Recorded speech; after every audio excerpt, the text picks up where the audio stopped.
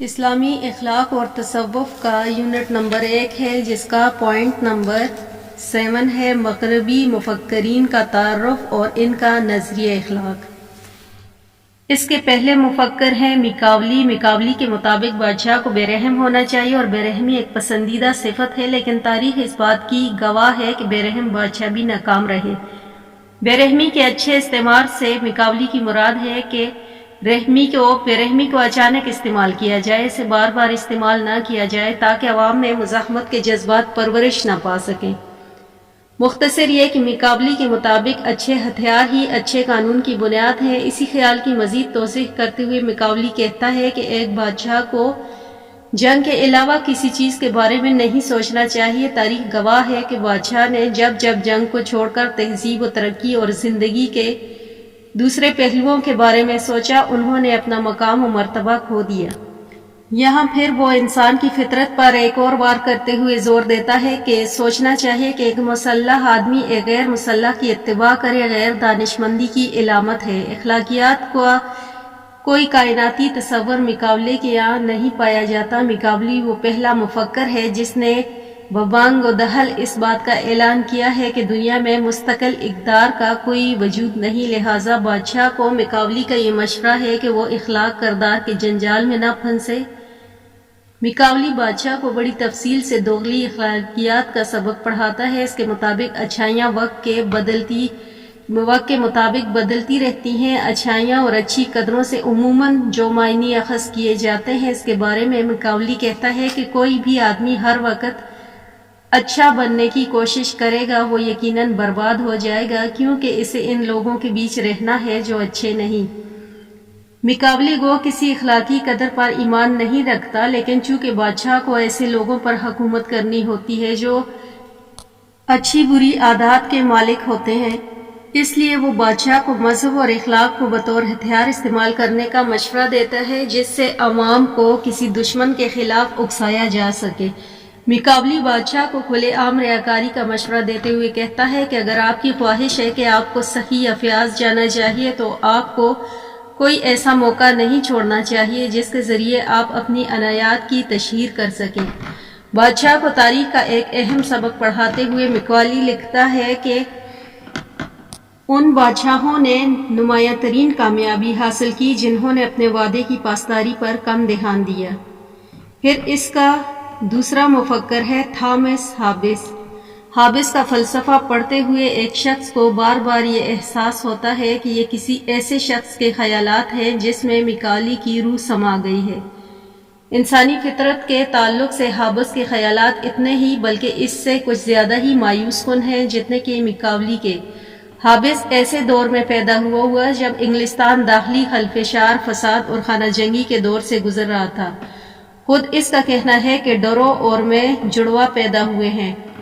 انہی وجوہات کی بنا پر وہ کہتا ہے کہ انسان کی فطرت میں ڈر اور تحفظ ذات دو بنیادی محرکات عمل ہیں، اور اکثر انسان ان محرکات کے تقاضے پورے کرتے کرتے دوسرے انسانوں سے ٹکرا جاتا ہے۔ ہابس کے مطابق انسان الگ تھلگ، خودغرض اور انا پرست ہوتا ہے اور خوشیاں بٹورنا اور درد سے بچنا چاہتا ہے، اور اس کے لیے کوئی بھی قیمت ادا کرنے کے لیے کچھ بھی کر گزرنے کو تیار رہتا ہے۔ اس کی زندگی اس کے علاوہ کوئی اور اعلیٰ مقصد نہیں ہوتا، یا کم از کم قدرتی طور پر نہیں ہوتا۔ انسان جب محفوظ ہو اور جب اس کے پاس کھانے کے لیے ہو تو اس میں اس قسم کے مقاصد پیدا کر لیتا ہے۔ انسان کبھی جیو اور جینے دو کے فلسفے پر عامل نہیں رہتا، وہ چاہتا ہے کہ دوسرے اس کے رحم و کرم پر جئیں۔ ہابس کے الفاظ انسان میں قوت در قوت حاصل کرنے کی ایک مستقل خواہش ہوتی ہے جو قبر میں ہی ختم ہوتی ہے۔ انسانوں سے ہابس اتنا مایوس ہے کہ کہتا ہے کہ انسانوں کی صحبت میں درد کے سوا کچھ بھی نہیں مل سکتا۔ ہابس کے نزدیک خانہ جنگی، لامرکزیت اور قانونیت سب سے بری چیز ہے، اور امن و امان کا قیام حکومت کا اہم ترین مقصد ہے۔ پھر اس کے تیسرے مفکر ہیں فرائڈ۔ فرائڈ اس بات پر مذکورہ بالا دونوں مفکرین سے متفق ہیں کہ انسان ایک مادی مخلوق ہے اور وہ اخلاقی محض ڈھونگ ہے، دنیا میں کوئی کائناتی قدر نہیں پائی جاتی۔ فرائڈ ڈارون کے فلسفے کو تسلیم کرتا ہے اور یہ مانتا ہے کہ حیوانات جس طرح اپنی فطرت اور جبلت کے ہاتھوں مجبور ہیں، وہی معاملہ انسان کا ہے۔ اس میں بھی جبلی خواہشات خصوصاً جنسی خواہشات کی تسکین انسان کے لیے بنیادی محرک عمل ہے۔ فرائڈ انسانیت کو ایسے فرد کی صورت میں پیش کرتا ہے جو اپنی زندگی میں شہوانی طاقت کو منظوریوں سے مجبور ہو کر اپنی لذتوں کی تکمیل میں لگا رہتا ہے۔ اگر اس کی خواہشوں کی تکمیل بر وقت ہوتی رہے تو وہ بہت خوب، ورنہ اس کوشش میں لگا رہتا ہے کہ تمام رکاوٹیں دور کر کے تکمیل خواہش کا کوئی طریقہ دریافت کر لے۔ وہ اس خواہش کو بہت خوش ہوتا ہے جب سماج کے پہروں سے بچ کر اسے کسی اخلاق یا معاشرتی بندھن کو توڑنے کا موقع فراہم ہو جائے، اور پھر بھی وہ معاشرے کی نظروں میں پاک باز اور شعبہ سے بالاتر رہتا ہے، حالانکہ اس کے دل میں کچھ پہنا ہوتا ہے کہ اگر سماج اس سے واقف ہو جائے گا تو اسے سخت ترین سزا دی جائے گی۔ انٹرپریٹیشن آف ڈریم میں فرائڈ کہتا ہے کہ انسان جس خواہشوں کو دباتا ہے وہی خواہشیں اس کی اود کر آتی ہیں۔ چوتھا اس کا مفکر ہے کارل مارکس۔ مارکس ایک فلسفی تھا۔ یہ تسلیم کرتا ہے کہ سماج کے فرد کی ذات پر دور رس اثرات مرتب ہوتے ہیں، سماج میں ذرائع پیداوار اور سماج کے معاشی ڈھانچے کی صورت گری کرتے ہیں، اور اس معاشی بنیاد پر جو کہ اصل بنیاد ہے سماج کے قوانین اور سیاست کی بنیاد رکھی جاتی ہے، اور اس طرح اس اجتماعی ذہین کی تشکیل ہوتی ہے۔ جیسے ڈرخائم نے خاصی اہمیت دی، چونکہ ذرائع پیداوار اور سماجی سیاسی فکری ہر سطح پر اپنے اثرات چھوڑتے ہیں، بلکہ ذرائع پیداوار ہی معاشرے کی تشکیل کرتے ہیں۔ لہٰذا اگر سماج میں پیداواری تعلقات بدلیں تو سارا معاشرتی سپر اسٹرکچر یعنی سیاست، اقدار، اخلاق، مذہب سبھی کچھ بدل جاتا ہے۔ مارکس یہ نظریہ ڈٹرمنزم اکانومک بھی کہلاتا ہے۔ مارکس مذہب کو عوام کی افیون قرار دیتا ہے جس کا نشہ لوگوں کو اپنے حقوق کے لیے جدوجہد کرنے سے روکتا ہے، ظالم کے خلاف آواز اٹھانے کے بدلے صبر کی تلقین کرتا ہے، اور آخر میں اس کے عوض بہتر جزا کا یقین دلاتا ہے۔ پیداواری ڈھانچہ بدلنے کے ساتھ ساتھ اخلاقی اقدار اور مذہب بھی بدلتے جاتے ہیں۔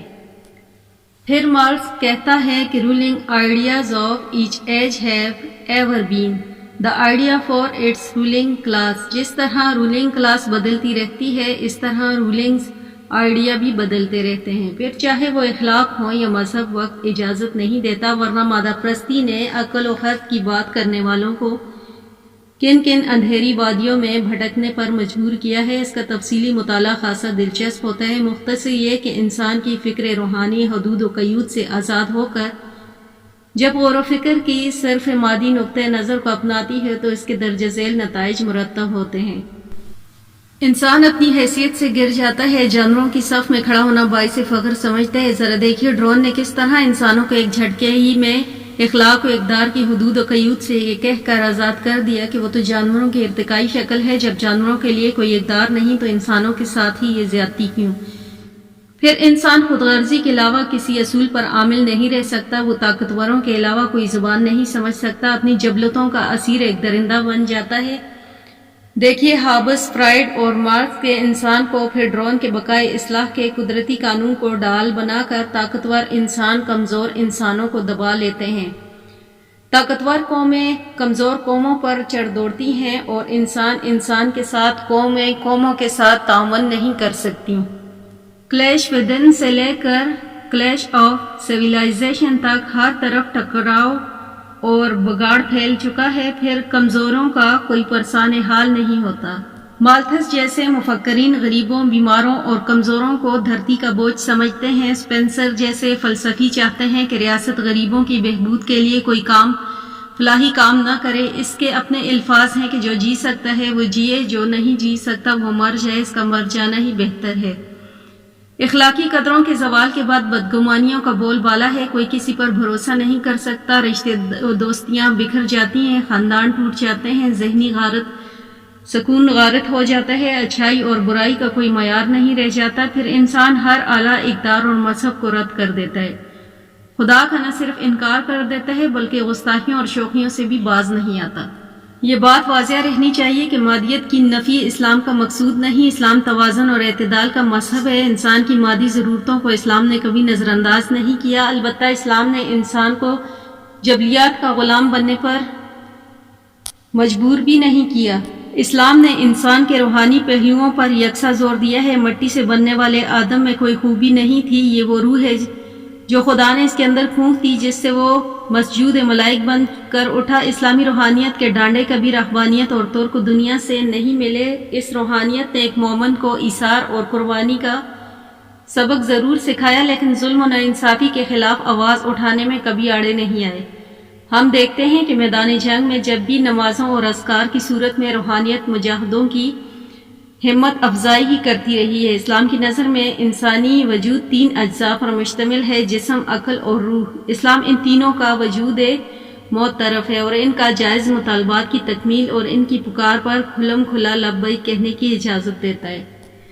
اسلام نے بحسن خوبی لذت عقل، جسمانی آرام، مسئلہ جنس، جذبہ انتقام اور جذبہ ملکیت میں اعتدال کی روش اپنائی ہے۔ اسلام اچھا کھانے سے نہیں منع کرتا، لیکن بھوک سے کم کھانے اور روزے کے ذریعے خواہشات پر قابو رکھنے کا تصور بھی پیش کرتا ہے۔ اسلام جسمانی آرام کا مخالف نہیں، لیکن فجر بھی فرض ہے اور تہجد کے فضائل بھی گنائے گئے۔ اسلام جنسی خواہشات کو نہیں دباتا، بلکہ چاہتا ہے کہ لوگ جلد نکاح کریں اور ضرور نکاح کریں، لیکن اسلام فرد کو آزاد شہوت زنی سے بھی روکتا ہے۔ اسلام میں جہاں معاف کرنے کے اجر و ثواب بیان کیے گئے ہیں، یہ بھی کہا گیا ہے کہ قصاص میں زندگی ہے۔ اسلام مال کمانے اور خرچ کرنے سے منع نہیں کرتا، لیکن زکوٰۃ اور صدقات کا تصور بھی دیتا ہے، اور ایک طرف کنجوسی کرنے والوں کو وعیدیں سناتا ہے تو دوسری طرف فضول خرچی کرنے والوں کو شیطان کا بھائی قرار دیتا ہے۔